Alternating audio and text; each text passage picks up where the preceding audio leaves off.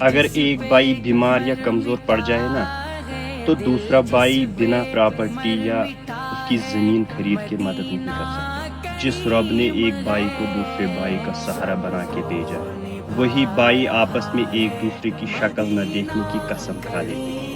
اور ہم نے یہ بھی دیکھا کہ ایک بھائی کی ڈیتھ ہوتی ہے تو دوسرا بھائی اس کی شکل دیکھنے تک نہیں آتا۔ ایک بھائی دوسرے بھائی کے لیے کیا ہوتا ہے یہ ہمیں کربلا والے بتا کے گئے۔ جنگ کی پہلی رات، اگلے دن جنگ تھی، اس سے پہلے جو جنگ کی رات تھی، اور امام حسین نے سب کو بٹھایا اور ان کو سب کو بتایا کہ جس کو جانا ہے وہ جا سکتا ہے، جو میرا ساتھ چھوڑ کر جانا چاہتا ہے وہ جا سکتا ہے۔ میں یہاں بیٹھے ہوئے سب کو جنت کی بشارت دیتا ہوں، اور جو بھی چھوڑ کر چلا جائے گا اس کو جنت ملے گی۔ اور پھر اتنا کہنے کے بعد جو وہاں پہ جو چراغ جل رہا تھا اس کو بجھا دیا، تاکہ لوگوں کو وہاں سے اٹھنے میں یعنی وہاں سے جانے میں شرمندگی محسوس نہ ہو۔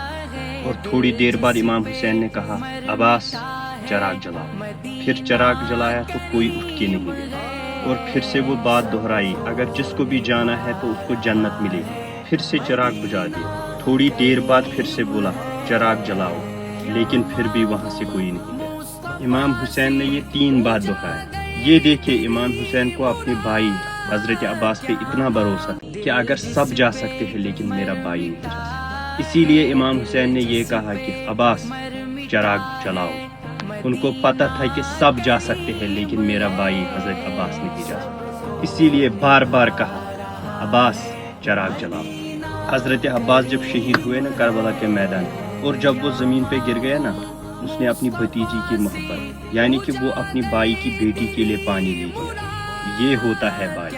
اور جب وہ گھوڑے سے گر گیا نا تو پھر امام حسین نے اس کو اپنے باہوں میں لیا، اور حضرت عباس نے ان سے کہا کہ بھائی مجھے یہاں ہی دفن کر لینا، مجھے وہاں نہیں، مجھے افسوس یہ ہے کہ میں اپنی بھتیجی کے لیے پانی نہیں لا سکا۔ یہ تھا بھائی دوسرے بھائی کی اولاد کے لیے۔ اور پھر جب وہ شہید ہوئے، امام حسین نے اپنے مبارک چہرے کو آسمان کی طرف اٹھا کر اور کہا، یا رب میری کمر ٹوٹ گئی، یعنی کہ میرا بھائی مجھ سے چھوڑ کر چلا گیا۔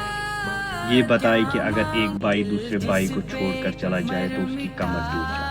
یہ سہارا بھائی کا ہوتا ہے۔ جو سہارا بھائی دے سکتا ہے وہ دنیا میں کوئی اور نہیں دے سکتا۔ لیکن افسوس یہ ہے کہ اس دنیا میں پیسوں کی وجہ سے، لالچ کی وجہ سے بھائی کو بھائی سے الگ کر دیا، اور بھائی کو بھائی کا ہی دشمن بنا دیا۔ اور میری رب سے یہ دعا ہے کہ کاش لوگ اس رشتے کی اہمیت کو سمجھیں، کیونکہ بھائی دولت، شہرت، مالیت سے بڑھ کر